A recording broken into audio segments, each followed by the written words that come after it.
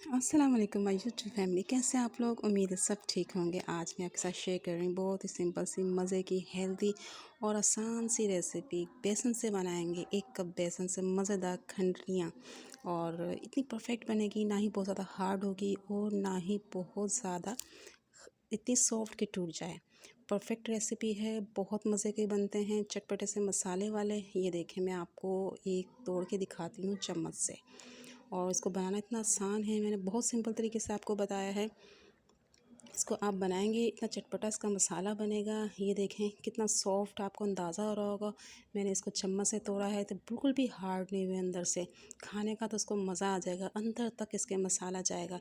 चम्मच से तो मैंने दिखाया था आपको, अब एक नवाले से तोड़ के दिखाती हूँ। ये देखें कितना सॉफ्ट है, बहुत मज़े के बनते हैं। तो चलें इसे बनाना शुरू करते हैं। मज़े से खंडनियाँ जो कि मैंने अपने स्टाइल में बनाई हैं और उम्मीद है आपको बहुत पसंद आएगी। तो चलें इसे बनाना शुरू करते हैं।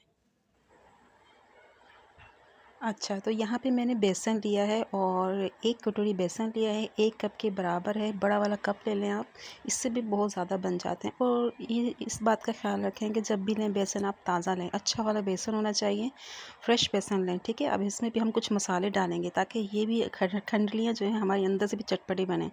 1 टीस्पून में कुटी हुई लाल मिर्ची ऐड कर दी हैं, हाफ़ टी स्पून नमक का ऐड किया है, साबुत ज़ीरा लिया है हाफ़ टी स्पून, थोड़ी सी मैंने हल्दी डाल दी है, 4 से 5 हरी मिर्चें ली हैं और इसको अच्छी तरह से मैंने बारीक कर लिया चॉप करके। और चॉप ही मैंने प्याज लिया है 4 टेबलस्पून। बहुत छोटा सा अगर प्याज है ना तो उसको आपने बिल्कुल बारीक सा काट लेना है, वो ले लिया है मैंने। ये ध्यान रखना है कि प्याज इसके बहुत साथ ही बारीक मैंने होना हाफ़ चाहिए। टी स्पून से भी कम थोड़ा सा लहसुन अदरक डाला है ताकि अच्छा सा फ्लेवर बेसन के अंदर भी आए हमारा। बाज़ लोग इसके अंदर मसाले इतने ऐड नहीं करते हैं। अब जो है आपने पानी लेना है और थोड़ा थोड़ा करके इसे मिक्स करना है। इकट्ठा डाल देंगे तो ये है कि इसमें गुठलियाँ बन जाएंगी और आपको इसको स्मूथ करने में, बैटर बनाने में बहुत प्रॉब्लम होगी। थोड़ा थोड़ा करके डालते जाएं पानी और अच्छी तरह से इसको बीट करना है ताकि इसमें गुठलियाँ न रहें। सॉफ्ट, क्रीमी और स्मूदी हमारा ये बनना चाहिए, ठीक है। तो पानी में डालती जा रही हूँ। तकरीबन 1 कप अगर जो ये है बेसन है तो 2 से ढाई कप इसमें चला गया है हमारा पानी। तो बहुत गाढ़ा नहीं होना चाहिए क्योंकि इसको अभी हमने पकाना भी है, तो इसको हम ज़रा थोड़ा पतला रखेंगे। तो अब यहाँ पे मैंने एक कढ़ाई ली है और 2 से 3 टेबलस्पून इसमें मैंने ऑयल लिया है। हल्का गर्म होना चाहिए इसको, बहुत तेज़ कढ़ाई को गर्म नहीं होना चाहिए। अब ये जितना भी बेसन का बैटर था ये मैंने स्लोली इसके अंदर ऐड कर दिया है। अब आपने इसमें चम्मच चलाना है, तो इस बात का ख्याल रखना है कि आपने हटना नहीं है और मुस्तकिल चम्मच चलाते रहना है और उसको मिक्स करते रहना है, क्योंकि ये बेसन है और फ़ौरन गाढ़ा होना शुरू हो जाएगा। अगर आप छोड़ देंगे और इसमें चम्मच नहीं चलाएंगे तो ये जमना शुरू हो जाएगा और इसकी बड़ी बड़ी गुठलियाँ बन जाएंगी।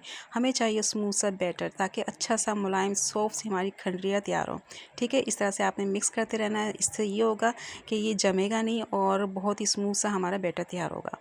तो मैं इसमें चम्मच चलाती रह रही हूँ। थोड़ी सी यहाँ पे मेहनत करनी है आपको और मीडियम फ्लेम पे, मीडियम टू लो की तरफ आपने जाना है और बहुत तेज़ फ्लेम पे नहीं करना कि एकदम आपने कर देना है।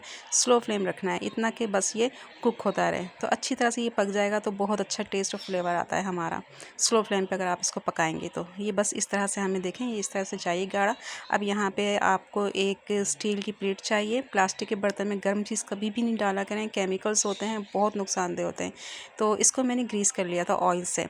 और ये जितना भी बेसन का बैटर है हमारा, इसको मैं इसमें डालूँगी और इस तरह से आपने इसको एक शेप दे लेनी है ताकि जब हम इसको काटें तो अच्छी सी स्क्वायर शेप इसमें कटने में हमें आसानी हो। सारा मैं इस तरह से फैला लूँगी और ये काम आपने ठंडा होने से पहले कर लेना चाहें। अगर ये ठंडा हो गया तो ये सेट हो जाएगा और फिर इसकी शेप नहीं बनेगी, ठीक है। चम्मच से अगर चिपक रहा है तो चम्मच को धोने के बाद आपको इसको ऑयल से ग्रीस करें तो फिर ये बिल्कुल भी नहीं चिपकता और इस तरह से सेट हो जाता है। चलें इसको मैं सेट होने के लिए रख देती हूँ। अब तैयारी कर लेते हैं इसकी ग्रेवी यानी मसाले की। यहाँ पे मैंने 1 मीडियम प्याज लिया है, 2 मीडियम टमाटर लिए, थोड़ा सा धनिया जाएगा और 2 से 3 हरी मिर्चें तीखी वाली जाएंगी। प्याज को काट के मैं पीस लूँगी, टमाटर को भी मैं अलग पीस लूँगी, हरी मिर्चों को मैं टमाटर के साथ ही पीस लूँगी, ठीक है। फिर मैं आपको दिखाती हूँ। यहाँ पे मैंने कढ़ाई ली है और इसमें 4 से 5 टेबलस्पून मैंने ऑयल डाल दिया है। जैसे ऑयल गर्म होता है, जो मैंने आपको प्याज दिखाया था इसको मैंने पीस लिया अच्छी तरह से बारीक बारीक पीस के आप डालेंगे ना तो अच्छी सी हमारी ग्रेवी जो है बड़ी ज़बरदस्ती बनती है। इसमें खड़े खड़े मसाले नज़र नहीं आएंगे और बेसन के सालन में मसाले खड़े नज़र आए तो मज़े के नहीं लगते। तो इसको पीसना ज़रूर है आपने। तो फिर हमने इसको भूनना है और थोड़ी देर के बाद, भूनने के बाद इसमें 1 टेबलस्पून मैं लहसुन अदरक पिसा हुआ ऐड कर दूँगी। इसको भी साथ भून लेते हैं ताकि दोनों साथ ही भून जाएँ। ये जो मसाले होते हैं टमाटर प्याज, इसको भूनना बहुत ज़रूरी होता है। इसमें ज़रा आपको थोड़ी मेहनत किया करें, क्योंकि अगर ये कच्चे रह जाए ना तो फिर इनका फ्लेवर जो होता है वो जो डोमिनेट हो जाता है। प्याज का अलग फ्लेवर आता है, टमाटर का अलग आता है, तो इसकी बनाई बड़ी ज़रूरी है। तो प्याज को मैंने भूना तो आपने देखा कि 3 से 4 मिनट इसका कलर चेंज हो गया, हल्का सा गोल्डन हुआ, तो इसने ऑयल छोड़ा। तो मैंने साथ ही इसमें टमाटर भी ऐड कर दिए। जो टमाटर मैंने 2 मीडियम साइज़ को आपको दिखाए थे ना, उसको भी मैंने बारीक पीस लिया था, वो मैंने ऐड कर दिया। उसको मैंने थोड़ी देर भूना, उसने ऑयल छोड़ दिया, अच्छा सा कलर आ गया।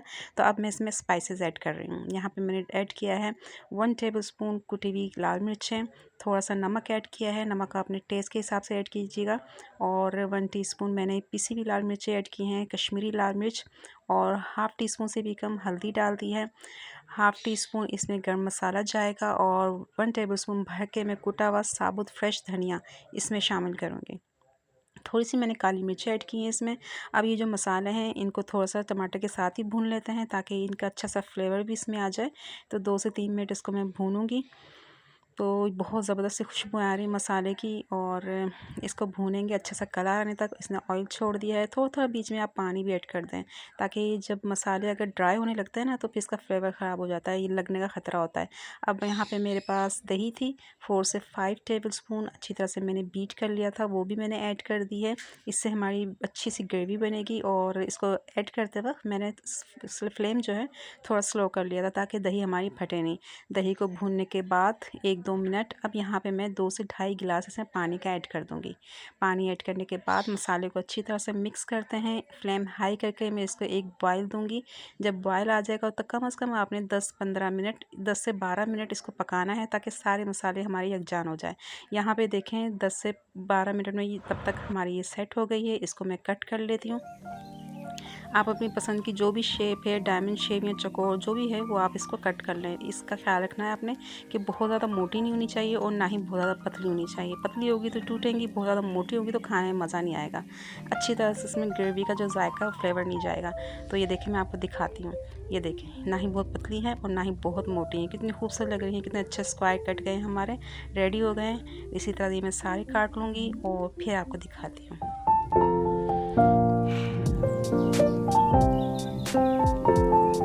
चलिए जी, अभी अपना मसाला रेडी हो गया है, ये देख लेते हैं। 10 से 12 मिनट उसको पकते हुए हो गए हैं, और ये सारे मैंने काट लिए हैं खंडलियाँ हमारी, और इसको अब मैं इस शोरबे के अंदर डाल दूँगी। तो एक-एक करके आराम से आपने इसमें ऐड कर देना है। बहुत मज़े का चटपटा सा मसाला बना है, और बेसन की ये खंडलियाँ जिसके अंदर भी हमने मसाले डाला है, और बहुत चटपटा सा बनेगा ये। इसको ट्राई ज़रूर कीजिएगा, बहुत अच्छा लगता है।